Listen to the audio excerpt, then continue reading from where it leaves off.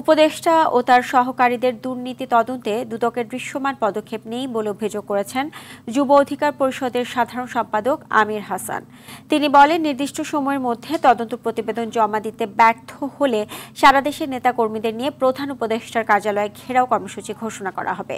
এর আগে প্রেস ক্লাবে সংক্ষিপ্ত সমাবেশ শেষ করে দুদক অভিমুখে মার্চ টু দুদক কর্মসূচি শুরু করেন যুব অধিকার পরিষদ। এ সময় যুব অধিকার পরিষদের সভাপতি মঞ্জুর মোর্শেদ দুর্নীতির সাথে উপদেষ্টাদের সংশ্লিষ্টতা আছে অভিযোগ তুলে স্বাস্থ্য ও যুব উপদেষ্টার পদত্যাগের দাবি জানান।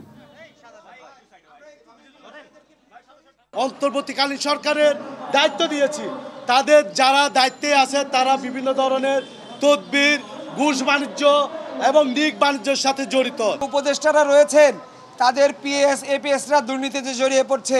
নতুন দরবেশের উদ্ভব ঘটছে, যারা শুধুমাত্র বই ছাপিয়ে 400 কোটি টাকা মেরে দিচ্ছে। এখনো পর্যন্ত তাদের আমরা গ্রেপ্তার দেখছি না। 15 দিনের মধ্যে যদি তাদের তদন্ত শেষ না করে গ্রেপ্তার না করে, তাহলে আমরা কঠোর কর্মসূচি দিতে বাধ্য হব।